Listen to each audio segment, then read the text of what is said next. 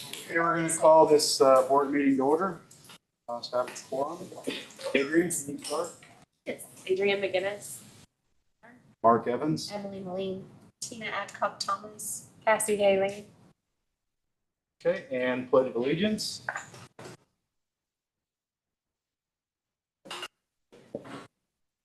Pledge of allegiance to the flag of the United States of America and to the republic for which it stands, one nation, under God, indivisible, with liberty and justice for all.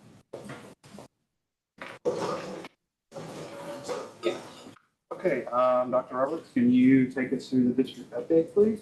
Absolutely. I'd like to introduce our wonderful company that does our auditing, who is here today. This is Landmark, which he represents Landmark, but for how many years have you done the audits for Arkansas Arts? Been quite a few. Been quite a few. So they do a wonderful job, and he's going to kind of give us the update.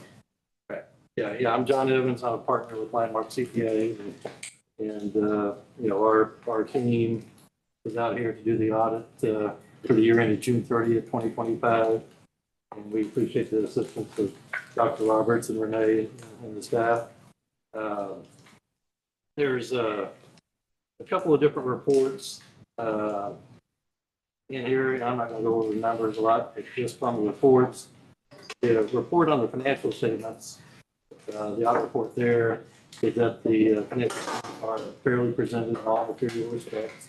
It's a good opinion, a clean, unqualified opinion, which means that the financial statements are in good shape. The other report that we do is because of the government funding.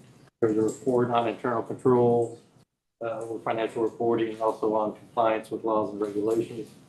And the results of our testing there were no findings in those areas. And then the third report deals with compliance with state law or state requirements related to education. And again, as a clean opinion on that there were no findings or anything to report. So that's, things are in good shape as far as the accounting and the financial reports. John and his team come in, and 4, sometimes 5 of them come in, and they do an incredibly thorough job. They interview almost everybody in our office, and then come back and request files and random draws of things. So they do a really thorough job. And so they're really reputable. I've been very pleased. Yeah, it's as far as number of hours, it's somewhere around 170 hours that we spend on doing the audit. So and it's not, we don't look at every single invoice, we don't look at every single check, but we do sampling as part of our audit, and but all the things, we didn't find anything that needed to be improved or didn't have any recommendations in that area. So in your opinion, John, we're doing what we're supposed to be doing. Right. Exactly. That, in a nutshell. Excellent. Yeah, you're doing what you're supposed to be doing. Yeah.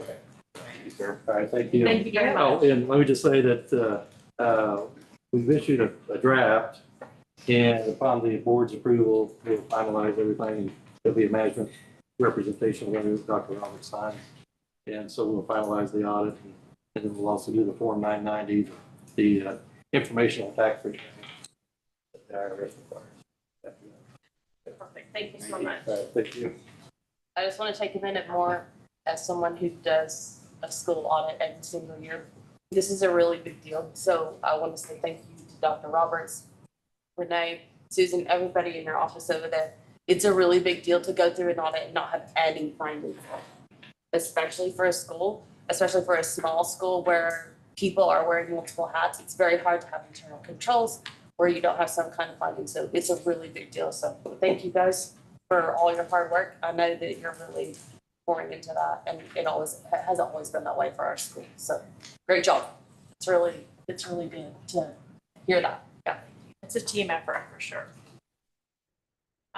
Our enrollment report, we're holding steady at about 9:28, 9:30. What I can say and what I said last time is we are really tracking good as far as if someone leaves, we're having another person come right in. So to that part, it's great. We are continually giving tours, we're, doing all the things. And so we're holding steady. That's probably where we're going to be at for the remainder of the year. It's unlikely someone will make a big change at this point in the year unless they move from out of town. And so some of our students that have left have gone homeschool or virtual setting or moved out of town. We've lost a small percentage to the local school district, so I think that in itself is telling.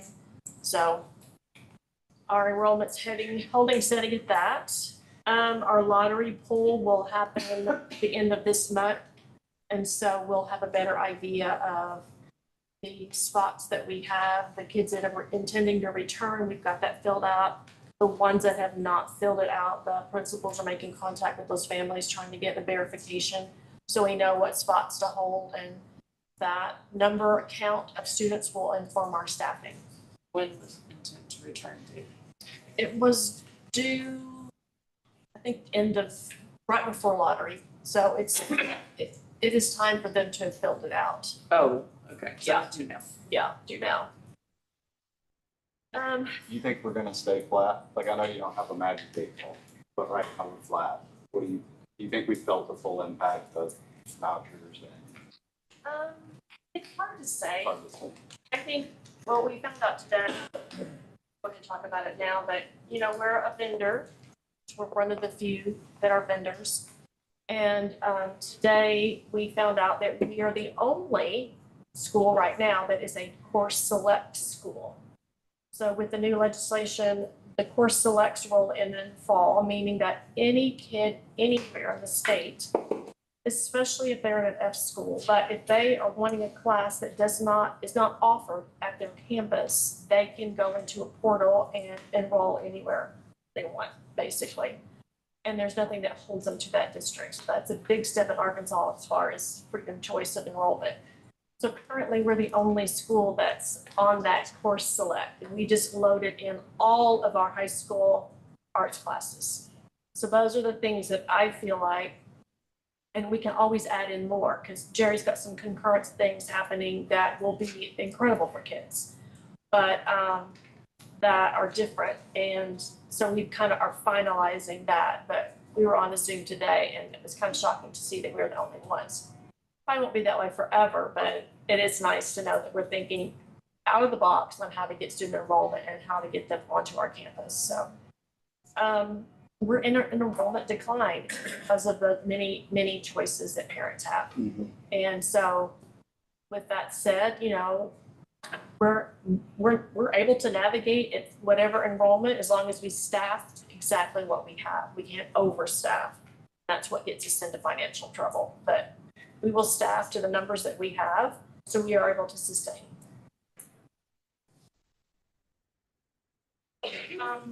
We'll go through the January staff and students of the month. If principals want to come up. Jerry, do you want to do high school first this time?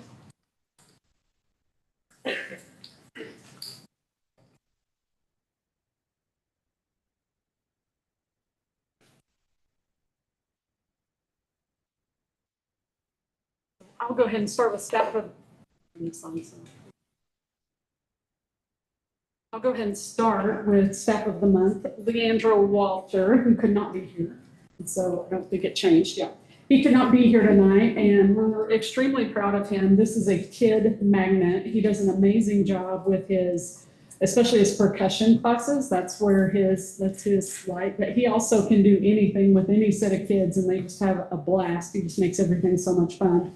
He also just got his citizenship. He went last week to get that taken care of, so we're excited for him on that. So Leo Walter is our staff of the month. We have one student of the month, 7th through 12th grade, and so our student of the month this month, and if you'll go ahead and come on up, and then we'll get our picture at the end. For 7th grade, it's Ezekiel Hicks. I don't think either one, you can just speak right there is equal. Thank you. That's great. Could make it Julia Fogel and Madeline Berg, two amazing students.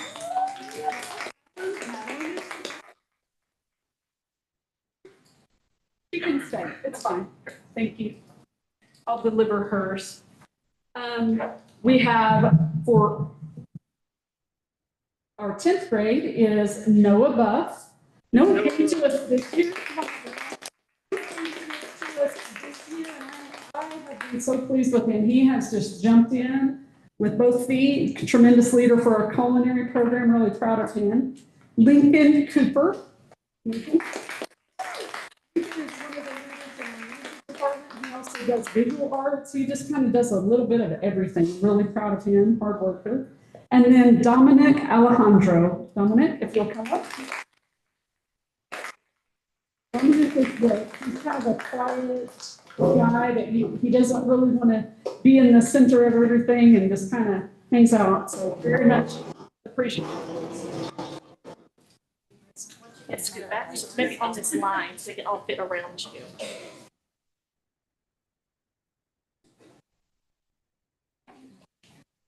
Proud of you guys. They made us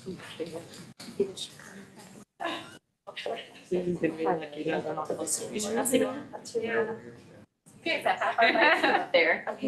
On three. 1, 2, 3. Congratulations, that's amazing.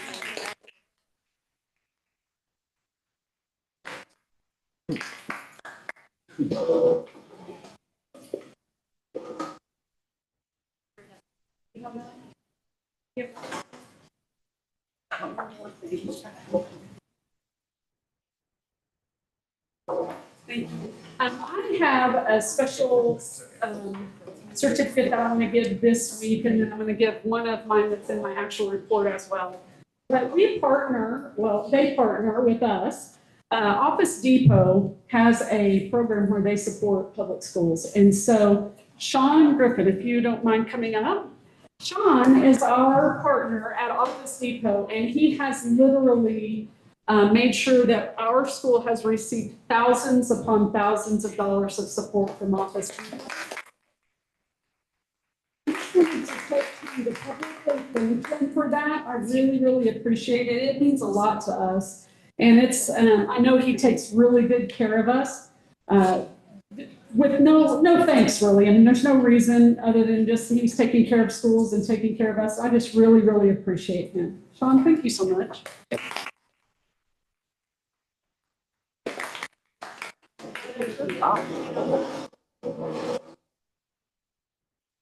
I believe we're almost at $10,000. $1,000. What store you're at? Store 662 in Rogers. Okay. Yeah. Perfect. Do You're I okay, right, you're in here. front of me? Side people. Susan will tell us we have to be closer. She's good. There you go. Okay, on 3. 1, 2, 3. Thank you so much. Thank you, Sean. Thank you. I'm going to go ahead and do one more just because she's here right now, but I have another special presentation. So Jessica Wasserman, she is one of our science teachers. Mrs. Wasserman teaches biology, amongst other things, chemistry and a few other things. But whenever we started really digging into our scores after the interim, I noticed that I missed a celebration. I missed a couple of celebrations when we first came back from the summer. And what Jamie and I realized is that Mrs. Wasserman's 10th graders are leading the state in biology scores as a district. There were a couple of high schools that edged them out a little bit, but if you take the whole district where one high school has to couple with all the other high schools in their district, the #1 state for sophomore biology, Jessica Wasserman's kids beat everybody. So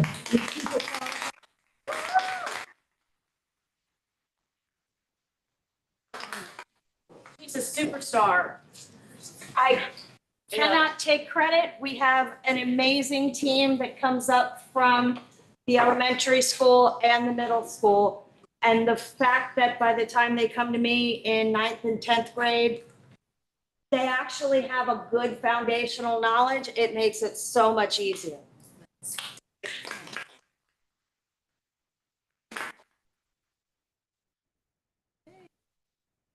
On 3, 1, 2, 3. Congratulations.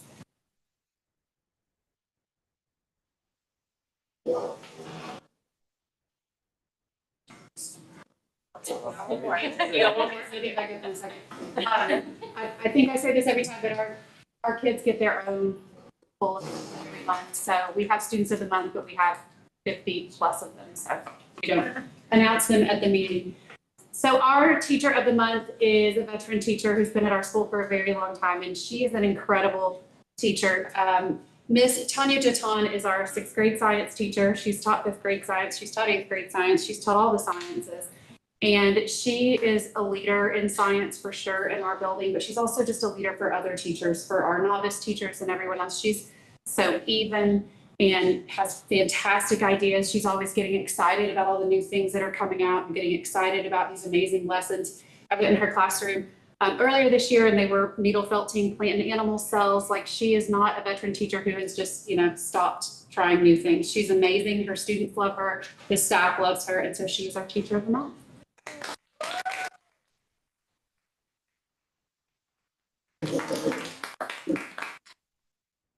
It is science. It's science lab I've done to the.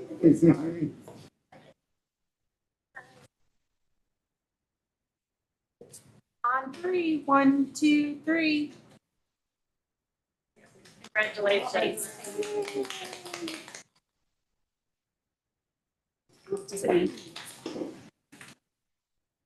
Okay, I'll keep going. So we get to talk about data. My favorite. What's your favorite? Yes. Well, somebody, what's your favorite?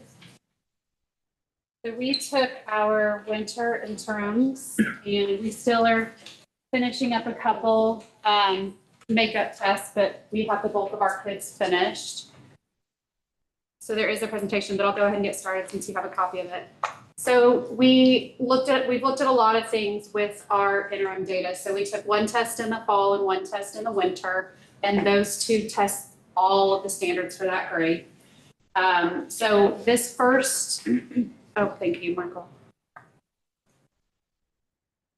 The first slide is about our growth. So we talked to a couple of people at the state, and they said that they are seeing, on average, if we are getting about 2 points per subcategory, then we can expect that our students will meet their expected growth, which is part of our grade. It's actually 2/3 of our grade. And we are, according to that, that should be anywhere from 6 to 9 points per subject. So you can see where we are percentage-wise on the kids who are on track to meet their expected growth for each of those levels. I don't really have any comparison data from the state because I don't know what the percentages are for the state right now for growth. And the calculating of it is individual, it's per student, so it's not really a straightforward thing. If a kid grows 5 points, great. If a lower kid might be expected to grow 10, 15 points, whereas a kid that has a higher score might only be expected to grow 1 or 2 points. But it depends on how kids who score the same way as they do on average from the state score on the end of year. So that one, we're tracking it, and we'll see how it lines up to the end of year pieces. So here's where a lot of data is, and there's a lot on here, so I'll try to break it down. So this is our ELA, so English Language Arts, that includes reading and writing. I have the scores with the fall and then winter and then the state comparison, so we can compare it in a couple of different ways. So every one of our ELA grade levels, they all grew. They all beat the state as well in our percentage. And most of them started pretty comparably to the state or worse than the state. So you can also see that last year EOI, that is the percentage that we had that contributed to our grade. So they give us points. There's 100 possible points for our proficiency in ELA. And last year we had 50 points. And this year right now, if this was our end of year test, we would be at 47. And so we still have a lot of teaching to do and a lot of time to grow. So I expect that we will very much beat our score from last year for our proficiency. And then on the bottom of that, I included our third grade level ones, since we know those are the kids who are in danger of not passing on to the fourth grade. We started the year out with 53% of our kids scoring a level 1 versus the state's 45%. So we had a lot more kids in danger percentage wise in the state, and we're below the state now. So we went from 53% to 28%. So our third grade teachers have been doing some incredible work with our kids. And we are reducing that number. I mean, every day. We have a lot of intervention and support for our students, but especially in those third grade level ones, we're very much targeting those kids. Our parents understand. They are getting there. We've had some parent meetings. We sent home a letter before. We're going to be sending home another letter and making sure that our teachers are equipped. They're very equipped to talk about it during our parent teacher conferences. And then we also, we're sending as much information home. I know quite a few of them get it because they're calling and asking, and you know, they're nervous, understandably so. But the state did, I think I might have said this last time, the state did release that there's going to be a second opportunity to take the end of year test for students in third grade who score level 1. They're going to let them have another month of like intensive support time, and then they're going to allow those kids to take it again. So there is an opportunity, but we're targeting those kids as much as we can, obviously, during the year. Are we making face-to-face meetings, individual meetings? They will. Parents Yes, yeah, before the end of the year. yes. So all of them will be having meetings just in general in our parent teacher conference. I require 100% of our families to meet anyway with our teachers, but specifically the ones that we are really concerned about. Not every one of those 23 kids are we completely concerned about, because some of them we've seen, you know, we may have seen a ton of growth where they're only a point or two away, and we're fairly certain we can get them over that hump.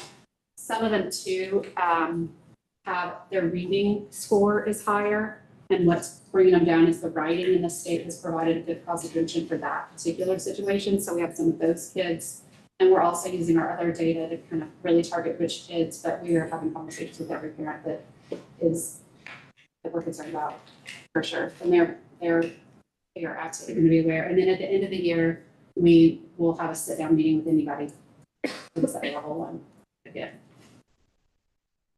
So this is our reading. Reading is a part of that overall ELA score, but it is broken out by the state. So the ELA score is this combined with our writing. So we outscored the state everywhere except for 6th grade reading. And we did, and you can see that the 6th grade reading did fall from the fall to winter. But if you look back at that ELA percentage for 6th grade specifically, the overall ELA score grew so much. And since the reading dropped, we can tell that the writing has improved an incredible amount for those kids. So that has been Miss Cerna's, she's been focusing on that a lot this year, but obviously we still have some work to do for our reading percentage, but we are still above the state. All right, math, the most fun. So that is our low category, that we know that that's our weakness as a school. But there are a lot of things to celebrate that we're getting right this year. Every single one of our grade levels grew. We are not above where the state is, but we're making gains. And if you'll look at that last year EOA's end of year score, we had 24%, which is a horrible number, and we absolutely want to beat that. But we were at 24% last year at the end of year, and that's what contributed to our grade. But we're already at 22%, so I very much expect to go over that. And I'll be talking about some different things that we're doing to support that. And then our science, we grew in every category except for 4th grade. We went down 1%, but we are still above the state in all of those categories. And then last year, our end of year score was 51%, and we're currently sitting at 44%. So again, we have almost half the year to go, and I expect to beat that percentage for our proficiency.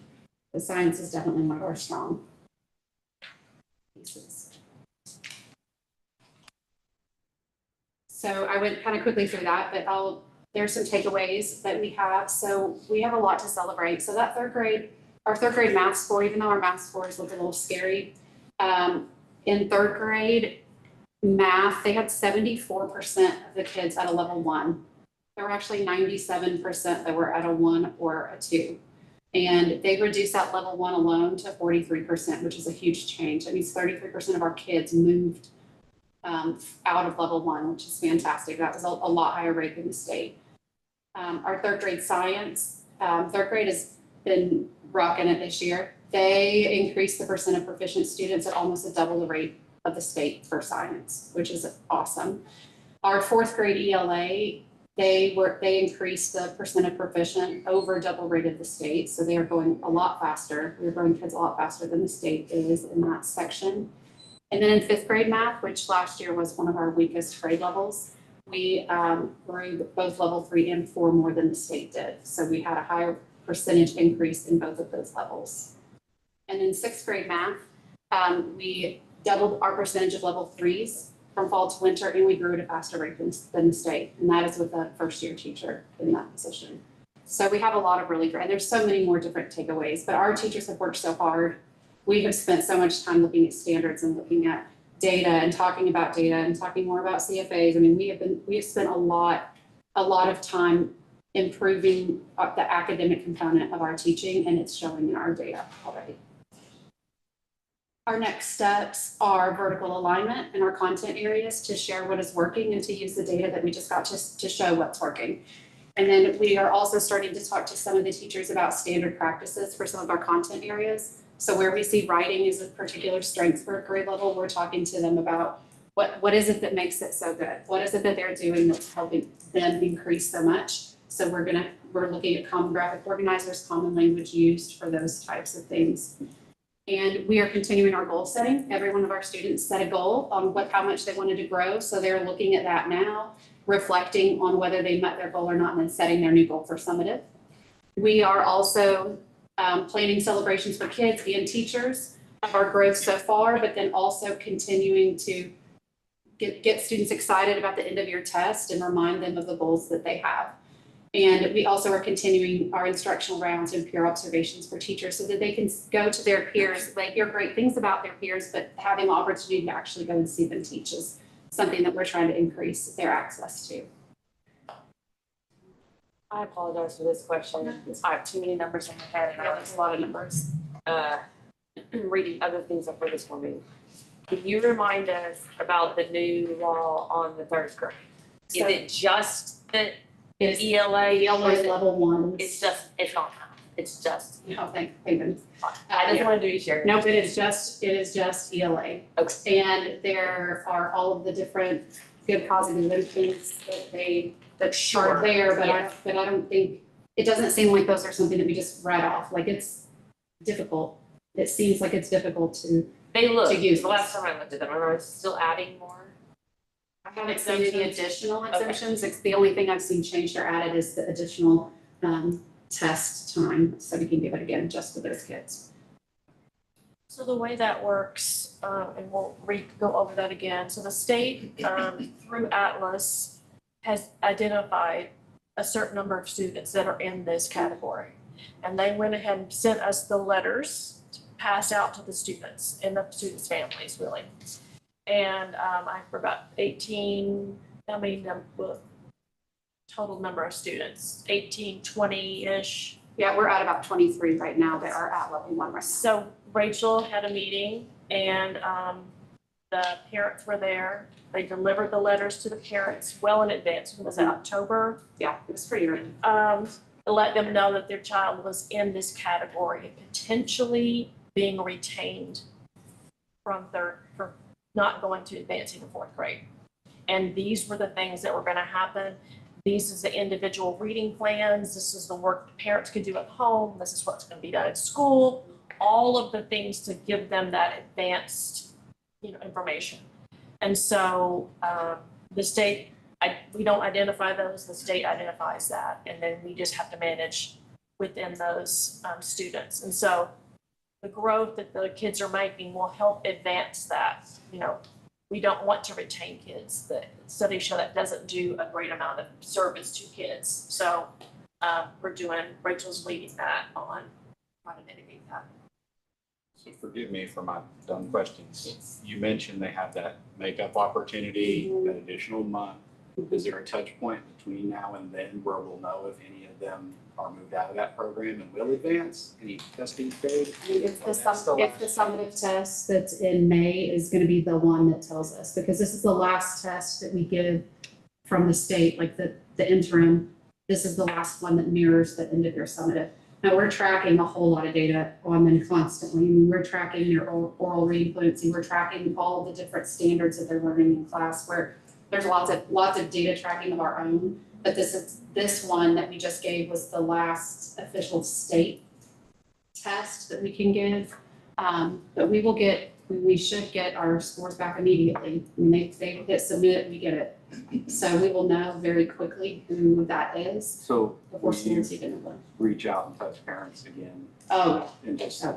okay, you're still in this program, yeah, it's coming up, here's your chance. yeah, Okay. we will be talking. That's where I was a leading lot, with the lot. question. I think we just really need That's to what I engage them. was- I know you asked Yeah. it, Yeah. and it's redundant what I'm saying, Yeah, but to me, I mean, that's it should not be a the biggest surprise. takeaway. Yeah, I it did should not not be a feel- surprise for anybody. Okay, Because we are sending letters, talking, having face-to-face conversations, like and any kid that we retain, we're gonna require a sit-down meeting with us in person, not a Zoom, not anything, like we need to sit down together at the end of the year to say, here's exactly where we are, and then, I mean, we don't have a plan yet for what that middle time would look like before the second administration of that test, but we will have a plan for that, and we will talk about it to them too then. Because I mean, parents, I suppose, can opt out of doing that. I mean, it's not part of regular school, so, but yeah, that's their they will have to choice. do it very, yeah.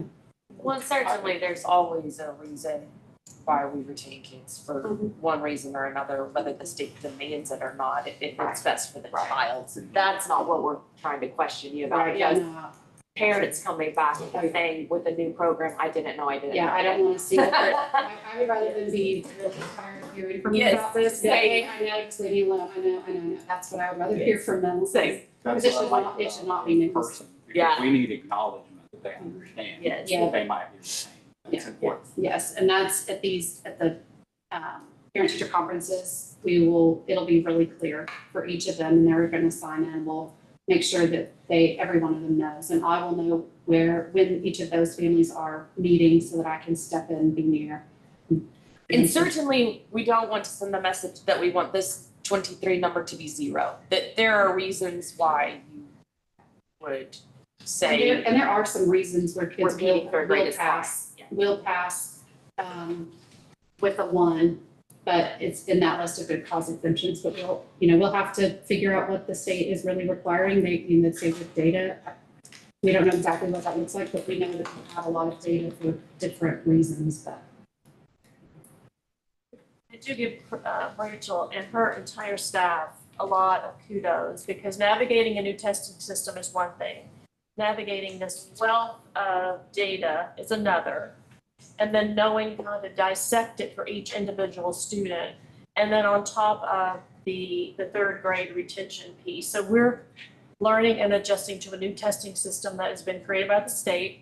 And then the processes of the scores coming back and how to navigate that. So Rachel was charged with really figuring out why we ended with the score we did, and now coming up with solutions. So they're navigating that system. So good job. Thank you. It's a lot of work.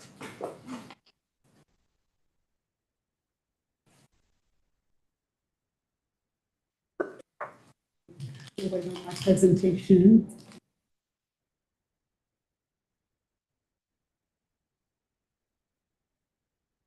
So I won't be presenting our interim score since we did that last month. So I've got a few updates for you regarding concurrent credit, and then also want to talk about ELA scores. Just like we celebrated Ms. Wasserman, I needed to also celebrate some ELA scores, but I would rather you see them as we go. There we go.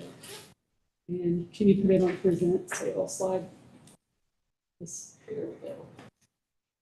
Okay, so my first, or another celebration is Miss Ellen McEwen. And at today's assembly, we had our honor roll assembly. I honored Miss McEwen and Miss Wasserman as honor roll teachers. we didn't notice whenever we were breaking down the data, we looked at it and we looked at other people's data, but what we didn't notice whenever we got back from the summer was just how high Miss McEwen's scores were and Miss Wasserman's scores were in comparison to the state. And when I started breaking down scores again, I noticed that Miss McEwen's 8th and 9th grade students are among the highest in the whole state of all schools. And so she got the 3rd highest percentage of proficient and advanced students for 9th grade English and 9th grade reading. And it's interesting, her scores were identical on both of those tests. And that's the 3rd highest in the state. We're behind one Hall school and the School for Advanced Studies. And so that's just, I mean, that's amazing to think you're amongst all of the schools in the state, you're in the highest 3. And then she got the 4th highest scores in English, language arts, and reading again. And those scores were a little bit lower, but still very high. And so we celebrated her today. She couldn't make it tonight. She'd already had some other things going, and so she couldn't make it, but we celebrated her today. And then, as I said before, Miss Wasserman, the highest district score in the state for 10th grade biology. She was beaten out by a couple of schools, edged out just a little bit, just by the school. But when you counted the whole district of students, she was number 1 in the state at 70% proficient in advanced. And so I was super proud of them, and I thought you would want to hear that. Honor roll update. We had a lot of students on the honor roll this year, more than usual. And so we had 98 for all A's and 264 total for A's and B's together. And so that's a lot. Looking at our test scores for language art, you can see though, our kids are really strong in the areas that help them do well in class. They can certainly read and they can certainly write, that is for sure. And so we're very proud of them. Next, a concurrent credit update. So I want to give you an update on what I'm working on with concurrent credit. We are looking at using NorthArc for our primary concurrent credit provider next year. Right now it's Arkansas State University and NWAC are our 2 primaries, and we mostly use Arkansas State. And so they are less expensive for us and our kids whenever we use A-State, and so we have that going on. But NorthArc is about to become a U of A system school. And so what that means is that all the U of A system community colleges, when a student graduates from that community college with an associate's degree, then they get that tuition for the remainder of their bachelor degree if they go to the U of A. And so with the amount of money that they're saving just by taking a lot of concurrent classes in high school, and then for those that could finish the associates in high school, with the new scholarship program being 9th through 12th grade, we are anticipating that we're going to start seeing more and more kids graduate with that associate's degree. But even if they didn't, say they got close and they needed to take a few online classes to finish up that associate's degree, if they get an associate's degree, then they get that tuition cost, whatever it is at the time that they graduate from NorthArc, for the remainder of their degree at the U of A. I think it cuts to about a third, maybe a little closer to half by the time you get the fees in there. But currently, right now, NorthArc's annual tuition is about $3,800, and the U of A is about $8,000 just for the tuition. That's not any of the fees, any of that.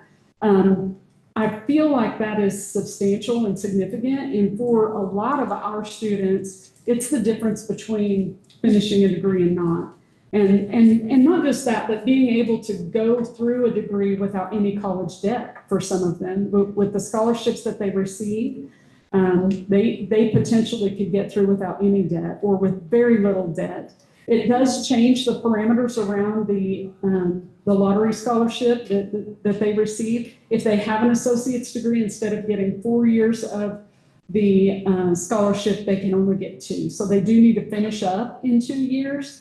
The thing that worries me a little bit about that is that whenever they go into the U of A is really packed right now. There's so many students, and it's really difficult sometimes to get the classes that you need. So sometimes kids are having to take classes just to keep their scholarships that they don't really need. My daughter's taking a creative writing class right now because she needed it and she couldn't get into the 2 other classes that she needed. So them going in as juniors will help because they are higher on the list of whenever they can start registering for classes. But there's a little bit of concern that it look on the surface, it sounds amazing, but a lot of them will probably have to do a fifth year. So that's 1 year that they might not get the scholarship. So we have to really be careful, but I still think it's a great opportunity for our kids to get a degree that helps them finish out. The other thing about that is that I've never been a huge fan of just an associate's degree for the sake of the degree if you're going on to get a bachelor's degree. But I started thinking about it and had talked to a few people, and a terminal degree of that associate's degree does matter, because if you're in the business world where you're just like, I need to stop and go to work, if you have that much and it's completed, it does help with some things in the business world. And so I want to honor that as well. So that's where we're at on that. We also have had several of our teachers apply to North Ark to see what they could teach for them on our campus. And so we're looking, the state changed the rules about AP courses this past year to where we used to have to offer an AP course for each of the 4 core. And now they've said you can offer AP or concurrent credit on your campus. And if you do that, then you're covered. So we're just exploring the possibility of, could we teach more on our campus? And so Ms. Thunderbird, Mr. Todd, and Dr. Salings have all applied, and these are the things we have accepted so far that we could teach on our campus. This doesn't mean we're going to, it just means that we could. I could definitely picture a world where the possibility of art appreciation AP doesn't make, and we decide we'll teach art appreciation and then back that up with World Civ. So in the fall, they take a World Civ that they need anyway, and then they take art appreciation, which they have to have a fine art credit to get their degree anyway. So I could see that being a good pairing as far as that goes. And then like with Dr. Salings, rather than music AP music theory, which is a very difficult class, it's very difficult. Just historically looking back on the AP scores, not many of our kids are getting the college credit. We could do a music appreciation, and that would be a really simple way to get that credit as well. So I'm looking at that as options. None of this is not set in stone, and we have not received our MOU from North Ark yet. They send those out next month, so we should be seeing that pretty soon. And then we do have some of our student work is headed to Detroit. And so I know some of you guys have seen this. It went out on social media. And so I just want to make you aware that we have a ceramics exhibition. We have Hannah Evans and Aurora Hubble both have art pieces that are going to go to the NCECA conference and be able to like have those displayed at a national venue. And so we were really proud of them, and we would let you see that. And that was going on. So that is all I have for you today. Thank you.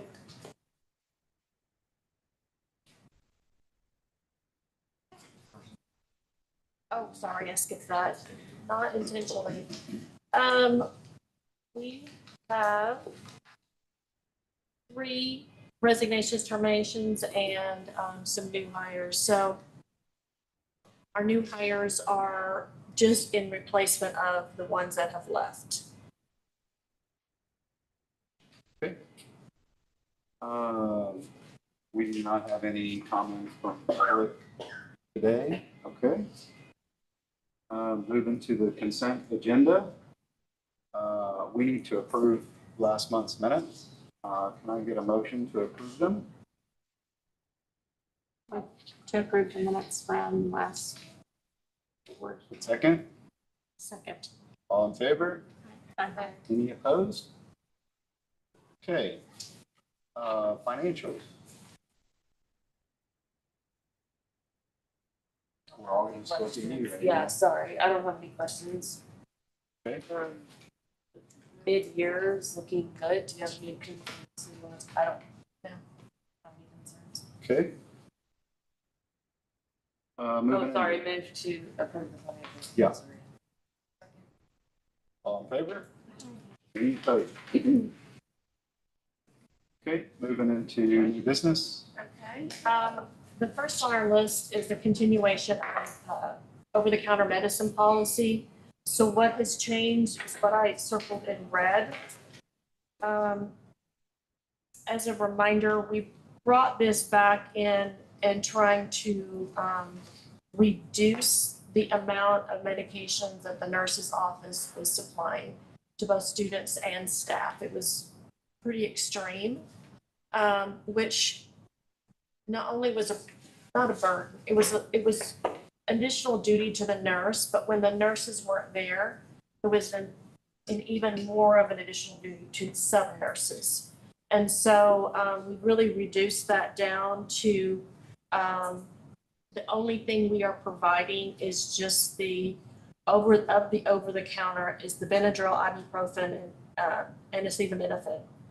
And then the specific things at the bottom are their students may not share the over-the-counter medication. We felt high schools can manage their cough drops. They're kept in backpacks and not shared. Medicines not in original packaging will be confiscated, and any misuse of medication may result in loss of privilege. So we're giving a little bit of the onus to some of the older students to self-manage themselves, only in those regards. And then the full policy is included.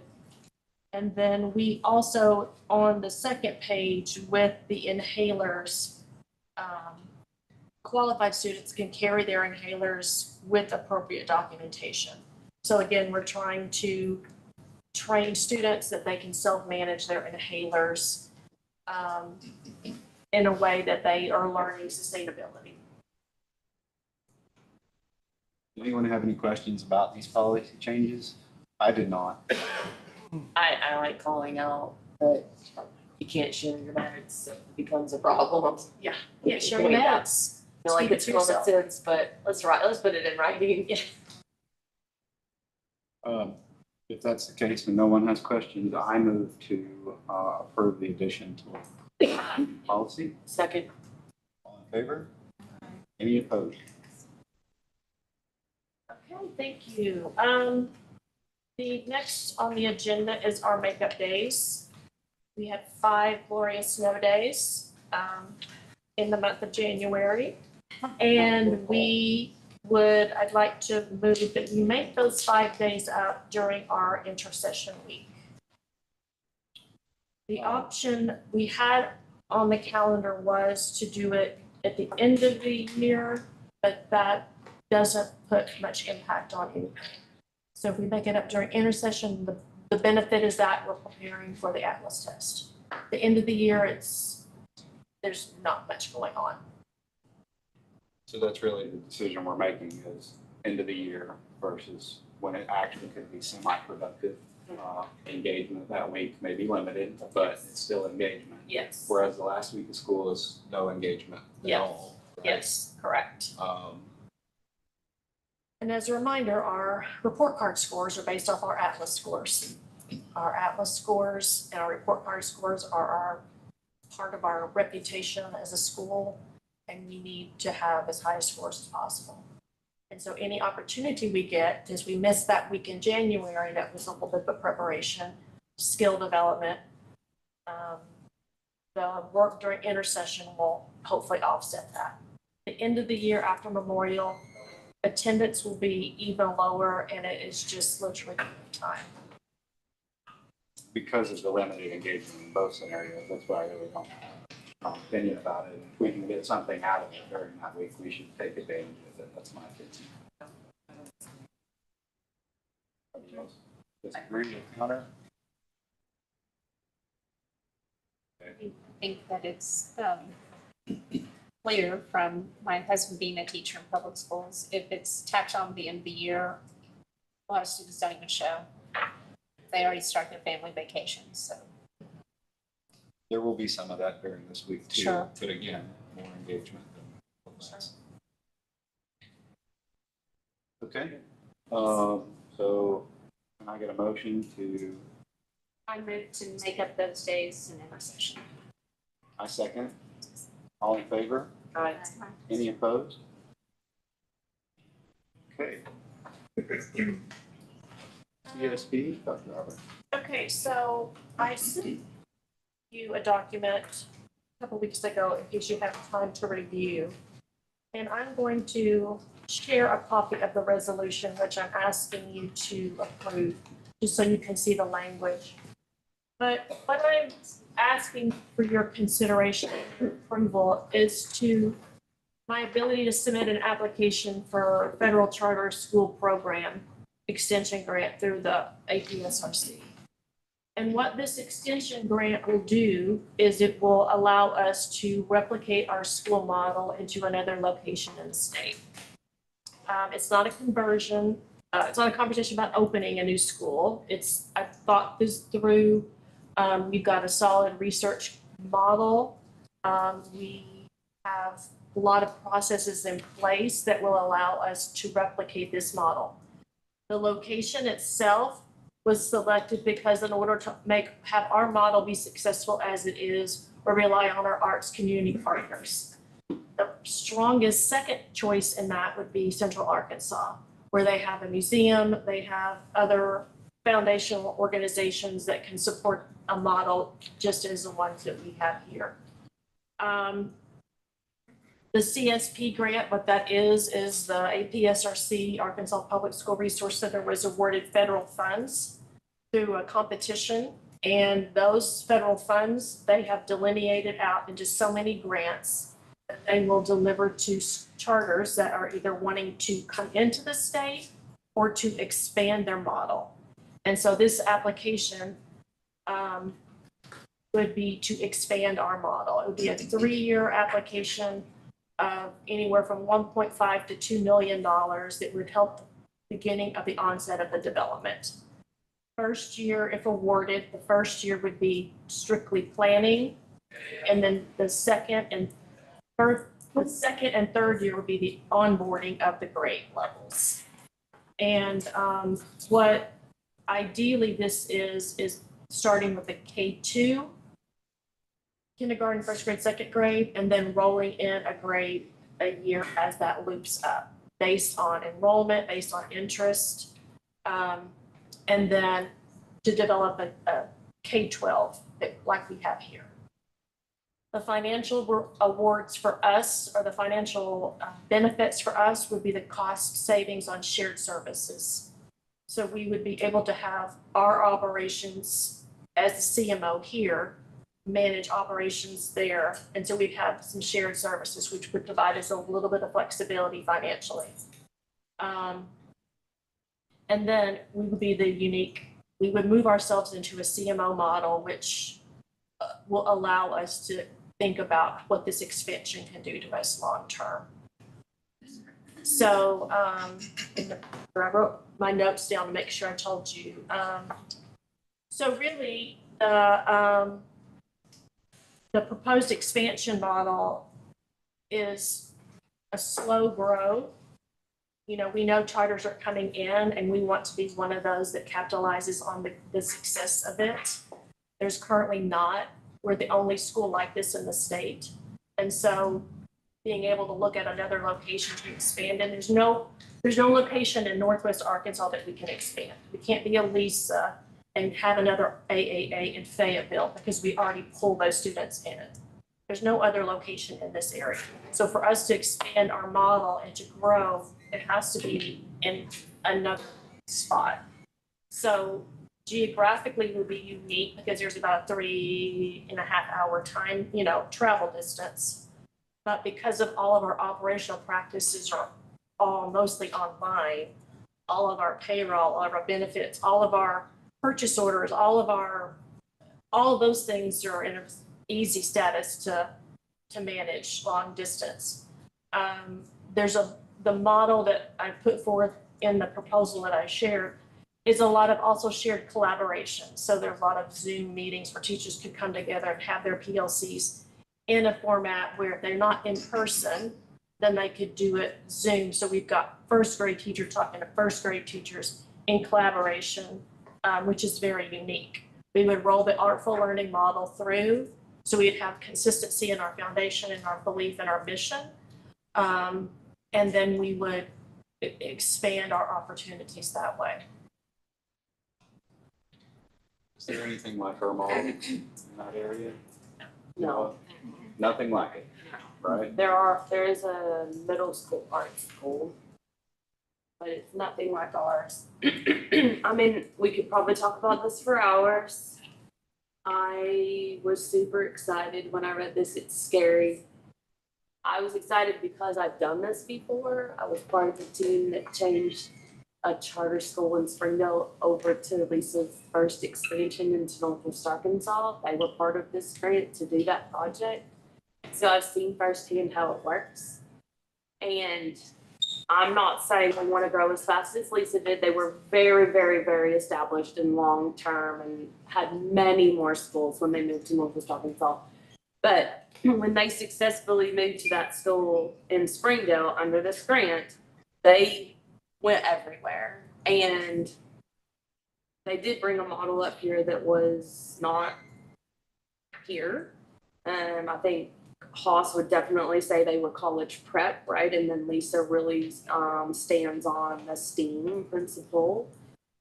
STEM, maybe now that they're competing with us. I don't know where they're at just quite yet on the expansion, but they expanded fast, and so this is a really good project for them. And being backed by ABSRC, I think, is a really good deal. I think it's a great way to take all the work that Rachel and her team have done with Artful Learning and us being now a legacy school of Artful Learning. We're seeing the value of the work that they've done in Artful Learning, but to be able to expand that somewhere else would be an amazing opportunity. And they have just done so much work that the foundation is there. It sounds exciting to me. I think this is a real well-established program. What I tried to look up online and couldn't find is the pauses on federal grants. Is this grant affected by that at all? Okay.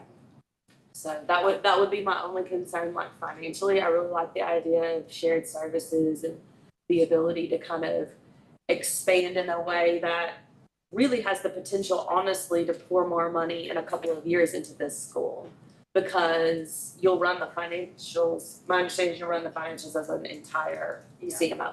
So we'll run the financials all together. And so that school has the potential for growth down there. That's just with all the D's and F schools that, are in that location.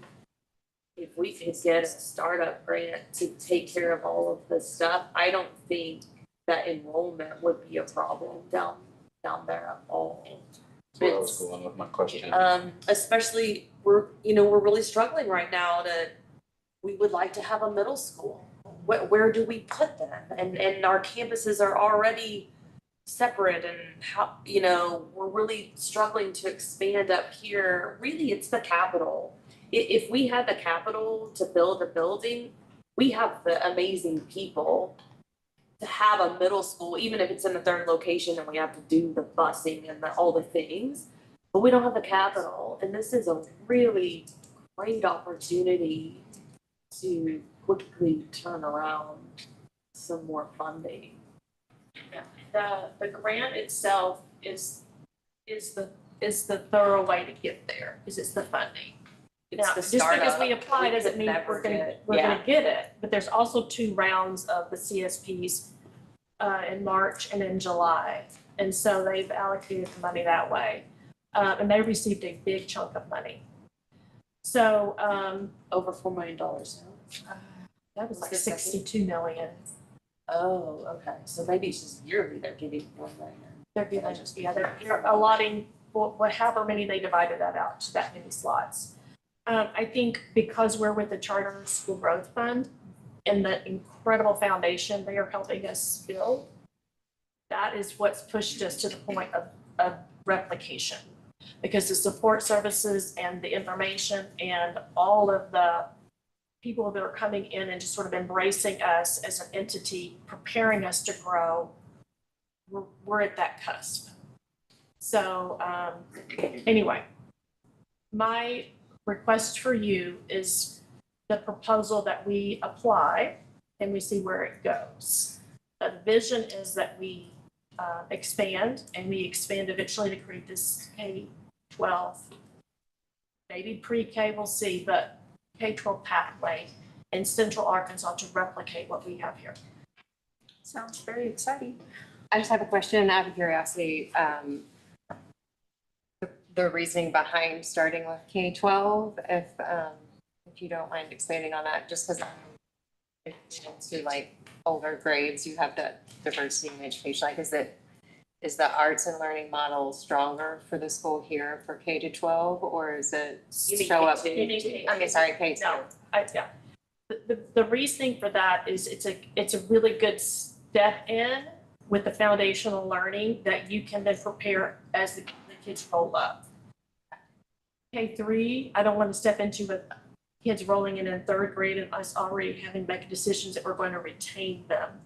So K2 is we're stepping in, we're raising, we're training, we're growing. We can always add 2 grade levels if we have that amount of a wait list, or we can add more, but we're starting with the basis that we can control, and we can set our instructional framework really solid in those grades. And it's also much easier. Yeah, it's also much easier to get students into a new school in the K-1-2 rather than, I mean, unless you're saying I'm bringing in a whole new high school, it's really hard to get them to come in the 9th grade. Right? You want to build up as you go. And with the new 3rd grade law, you want your 2nd graders to roll into your new 3rd grade class the 2nd year or the 3rd year, so that you've taught them K-1-2 or at least in 2nd grade to prepare them for those 3rd grade. And then we can pick up traction at our own, depending on the enrollment, you know. And I think part of it too is, you know, it's all going to be about location. It's going to be about marketing. I mean, we have the potential in Central Arkansas to pull in from Pulaski County, Saline County, Lonoke County, Faulkner County. I mean, we really could try it out because people will drive to Little Rock for a art school because a lot of them are driving to Little Rock to go to work. So that's not a stretch. And the art school down there is a really good partner to The art school at UALR. Yes, so the vision also is we collaborate with the Museum of Fine Arts, we collaborate with Arkansas Ballet, we look at UALR and their arts education program. We kind of do the same outreach here, it's just a little bit, you know, we just have to establish those tentacles and make that work. But they have the rep, they have, you know, some of the same organizations. A lot of outreach will be done in the planning year with the community, you know, what kind of programs, and try to really involve a community feel on this. It's not just, it's a strategic process, but really getting community buy-in, kind of letting them know, showcasing what we have here. A lot of interest, well, what does your school like in Northwest? You know, they're going to want to see all the things we do here. It's also about creating its own governance model there. So their board exists within their community, and our board exists within our community. That's how we get the buy-in and all that. So I don't ask this lightly, and I don't ask this without knowing all of the ramifications. I think we've got strong team members here that I'm so thankful for, and I think we can build capacity there. I suspect if we had the grant tomorrow, we could sit here for days and talk about how we execute on that, right? I think there's a lot of And- how Right. to still talk So about. we could sit here and ask a lot of questions, but really what you're asking of us, of your board, is just, can I You wanna go for apply. this? Can I Yeah, go for simple. it? We're Yeah, gonna yeah. apply. Yeah. So I'm all for it. Okay, thank you. Yeah, I would move to let this proceed. Yes, thank you. Second, All in favor? aye. Any opposed? I will just need one of the papers signed by Mark and whoever wants to claim the role of secretary. I'll sign us and everything. The next item on this list is a proposal to adjust our payroll timeframe. So currently Renee is running 2 payrolls a month, the 15th and the 1st, Last 15th and the 30th, which encumbers a significant amount of time. And Renee, do you want to come up and talk about the pros and cons to this, please? I'll start with the cons.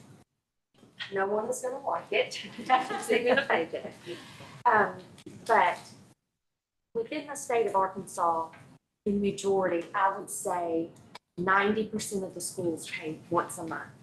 And the reasonings behind that is time that it takes. And the less you touch something like that, the less likely you're gonna make mistakes in payroll. The more times you touch it, the more likely you are to make a mistake.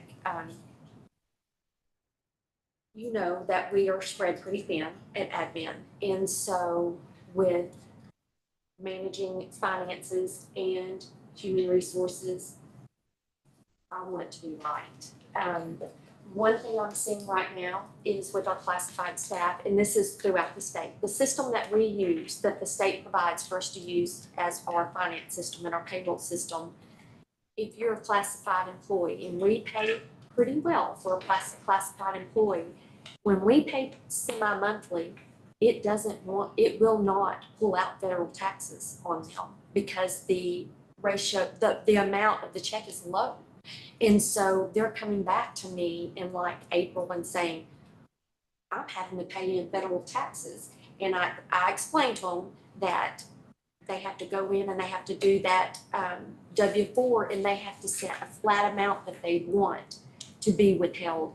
And so a lot of this is after the fact. And we still, I'm not a tax person. Their tax person can suggest things. But when you pay once a month, it taxes you properly. It taxes that monthly amount, the monthly amount properly on the federal taxes that we're not seeing right now. I can do a payroll as early as probably the 10th of the month. What most schools do is the 20th, but I think that would hurt a lot for our employees. I think that would sting a little bit. If we go to that July 1, what that does is it prepares the employees 6 months to align their bills with what it would look like with getting paid once a month if we chose the 10th. The reason why I cannot go earlier than the 10th is because EBD, that's who is our health insurance provider, they do not have their stuff together and their bills dropped for me to know how to withhold their health insurance. And if our health insurance bill is not paid correctly at the time, then we're fined $100 per employee that has health insurance with them for our district. So it's very important that we balance our benefits prior to running a payroll. And when you run a payroll once a month, it is easier, much easier to balance prior to processing that payroll. I spent the month of January cleaning up our benefits and making sure that it balanced before I move forward. And so that's the ask. And if it's not approved, it's okay. I mean, I will continue to do 2 payrolls a month. It would just be easier as we grow and we try not to add additional staff to be able to do it once a month. I have questions. I do too. Yeah. I have a lot of questions. I'm gonna try to not have a lot of questions. Do you want me to go with my dumb ones and then you Yes. ask the really, really smart ones after? No, I don't have smart Okay. ones. I have really dumb ones. So 90% of the schools are doing it, right? Yes, So that means it's typical, right? Yes. Because it's pretty standard. yes. My concern though is that might be one of the things that makes, someone want to be here. Right. If we were to poll you probably would get 90% saying no, to your point when you came up, right? They're gonna hate it. Me, if we were to do this, we have to give people a lot of time to get used to the idea that this is gonna change. I don't know what that time is, but I don't think we just arbitrarily say, hey, guess what, next month, here you go. No, they're saying 6 months now. 6 months. They wouldn't start this until July. Until July? Yeah. Okay, so that, So we would approve it now and they would have 6 months to to get used to know it. that in July, you only get one and not two. And although, again, I think we know the results of the poll, I still would like to know how vehemently Yes. this is opposed or not before we make a policy decision like this. I don't, again, I know we know the results, but I would want to know Yes. how, what I don't want to do is hurt the culture of our I district. agree with you 100% on that. And that's why if I need to do it twice a month, I will. And I, Just hear me say too, I believe in it. I think that makes a lot of sense, right? I do. I understand the load that it pulls. It makes a lot of sense to me. We have to get buy-in a little bit somehow. We have to give plenty of notice if this is a decision we want to make. And that's just my opinion. No, I Feel agree. I think it would be a little premature to do something, to just tell them how it's gonna be. If it's a change like that, that could affect, I mean, I would need 6 months to figure out how to change my bill scheduling around because I'm just not that, I'd have to do that. I mean, is this something that can be brought up at staff meetings to get kind of a sounding from the teachers And I'm fairly confident they're not going to like it. Right? But I think it's important to hear what We they're. can get feedback about, Correct. okay, well, if we do it, what's a reasonable timeline? Like, what could you live with? What is appropriate to where, I feel like we could ask some questions and get some feedback on it to help us make a good policy decision. Well, on our health insurance, why is it not a standard monthly deduction? Why are you having to do all the extra work? we're semi. And when you're semi-monthly, your FICA savings will not ever, I have to manually make that work at the end because you're splitting it into, and we're always. No, health insurance, you said Oh, that you have to health go insurance. through. Yes, health, the EBD, we pay Yes. they pay twice a month, the employees do. We pay our portion twice a month, but there's that FICA savings that we're required to pay as well as a district. And when you divide that in two, it doesn't come out evenly. I have a very unpopular opinion, so I certainly will default to you guys if you want to do survey or have your principals reach out or whatever. My very unpopular opinion is at the end of the day, we're making her do 3 people's jobs because we don't have the money to have an office staff that we need. Does it suck? Yeah, but like how long are we gonna make her do that? And that's where I push back really hard is like, we've got to find efficiencies some places. I know what it takes to do payroll and how tedious it is and how awful it is to do by yourself, how much pressure there is to do that. This was not Renee's job. Renee took this on. And I'm not saying choose one over everybody else, but I'm saying there's a middle ground here where, like, if we're giving people 6 months and I think it would be different if we were like, no school ever does this and this is so crazy and random. But there's a lot of schools that don't pay in the summer either. So we stretch our payrolls out, right? So there's a lot of schools that don't stretch their payrolls out. So you as a teacher, you have to plan that your last check is in May and figure it out over the summer. I'm not proposing we do that at all. But giving people 6 months, I would like one more board meeting. See how Yeah. they proceed. Yeah, I don't feel comfortable doing it until there's been. I think the perception is if we don't get some feedback, it looks like we're just deaf to the staff, and I don't think that's right. no, well, I mean, what are we gonna do, Amaya? Well, I wanna mean, be we may paid end up everything. deciding not to do this, but I don't think we should do it without getting that feedback. let's just make sure that we're explaining why. We're not just like blanket saying we don't wanna pay you every month. And we certainly are not sending the message that we do not have the money to pay you every 2 weeks, because let me tell you how many people are gonna jump to that. That is not the issue here. So I guess if we're gonna continue the discussion and put it out there, just make sure that everybody knows that this is something that we're looking at as an efficiency only, not that we do not have the money, not that we wanna make things harder. And honestly, if they all come back and say, this is gonna make my life really hard, we can't do it. I mean, Well, and there's. if a bunch of people come back and say, I don't care, then that's a different discussion. But if they all come back and are like, this is gonna put my family in such a bad position, I mean. There's one other thing that I want to add to this, just for us to think through. I mean, brainstorm and think through as we're thinking through this. With the way we pay, we're an at-will school. And to where if you're a public school district, you're not at will, and you can be held to a contract, and the superintendent cannot let you out of it. We are at will. And so, say our teachers come back August 3rd, and we pay them August 15th. And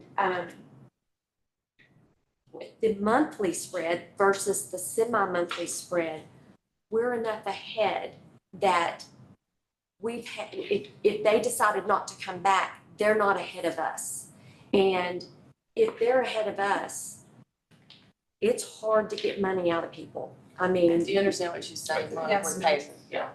So that's something, even if we have to table, It's in our not, contract, right? do But they owe I? that money back. Yeah, but you know, Okay, yeah, I, But oh, I've getting been it there. back, getting it back can be an issue, Yeah, and, I've been and there. that happens, and that can become an audit finding. Yeah. So that may be something if we get a unanimous no way, do not pay us monthly. Let's think on that, let's brainstorm on that, on how we can protect the school. Have we had any From- audit findings on our payroll stuff? Cause that can knock on wood. sometimes, okay, be an issue. My other question was, if you're gonna make the change and the whole argument is this is an efficiency thing, why would we just not do it on the 20th? I mean, we could, that's easier, because we know that all of our benefits are in, we can. Well, if the argument is that we're trying to be as efficient and accurate as possible, I just don't think that if you're gonna make such a big change, you change it to where you're putting yourself up against a deadline that you can't meet and trying to use information you don't have yet. So I think if you're gonna make a drastic change, When we make the change. if you're gonna make a drastic change, don't make it harder on yourself. Another dumb question, are we required to use that system that the state provides? We are, so that's part of our inefficiency, I suspect. Oh, 100%, it's a Right. terrible system. You can go on and on about that.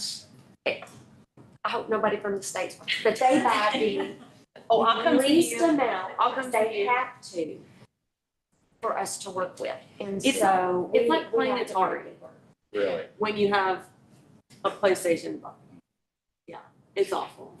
I mean, honestly, her days are spent doing it's so time consuming, it's so inefficient, and that's where a lot of her time is spent in a system that is just so grossly inefficient. There's nothing she can do about it. It's not that she works slow. Well, it's not that any school finance, it's all school finance people are dealing with the same system and they just haven't fixed it yet.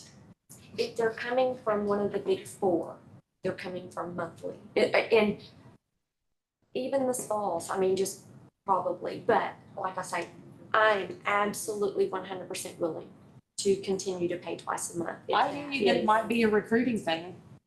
If they get paid every 2 weeks, it might be. It could help retention, I don't know, and that's just why I kind of want the feel of it. I really think we should just wait a moment, pause a moment. We'll get calls up with staff. We'll do a survey or whatever. Principals can ask, or have Renee come and explain, whatever. We don't want to do Hearing anything. some of that might help too, I'm more than willing to speak with the staff and get their feedback, but I'm kind of like Mark. I have the feeling I know what it's going to be. As long as they don't torch you, They won't do that. They'll be guarded. She'll be guarded, right? They still need to be paid. You guys can overrule me. I Just go No, ahead. I don't, I Okay. mean, I'm the one that helps Do get it. it done, Yeah. but I'm with you. It's the right thing to do, to ask. Okay. I will say and add to this. We, during the last charter convening I went to, we did a lot of conversation about onboarding new staff, addressing how we internally onboard our staff, which is not best practice. So we're gonna change that process. We've got new staff coming on. We're gonna amp up our onboarding to help teacher retention.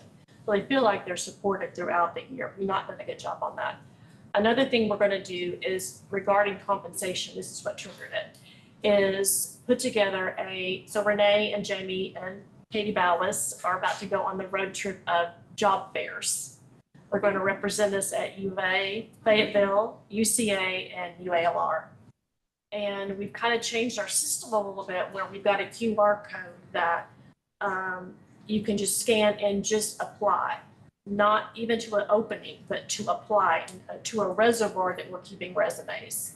Because you never know who's maybe in a mid-career, who's got a different degree, whatever, that might be willing to work toward. But along with that, we've created a flyer that really highlights our complete compensation package.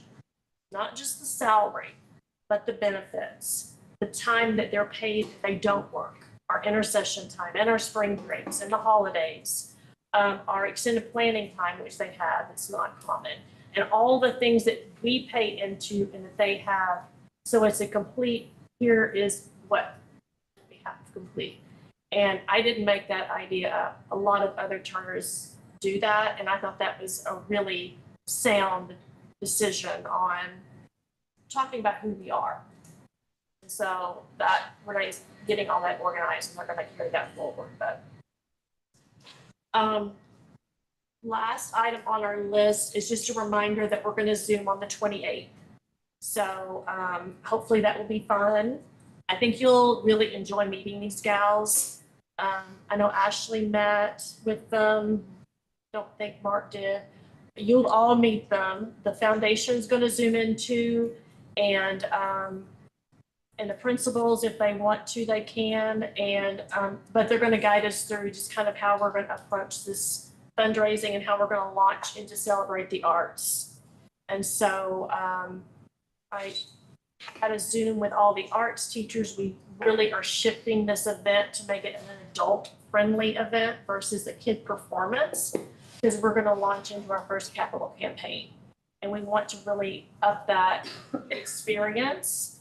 We're gonna start at the gallery with wine, hors d'oeuvres, student artwork, and then we'll transition over here in the pack for adult performances, heavier hors d'oeuvres, silent auction, and we'll hopefully begin moving forward with a different sort of approach. So, but we'll talk more about it, but I'm thankful for your time on a Saturday to meet with these ladies that are helping us arrange. Thank you. And that's all we have. Okay. I do not have a reason to go into executive session. If someone else does. If I that's the, thought you did, because it said that. Did you? Personnel discussion. No, I think that was just on there. No, I do not have any need. everybody's good? Yeah. Okay, I move to adjourn. Second. Second. All in favor? 40K. Any opposed? Not bad. We're still not quite at 6:30. So that's good, right? Good.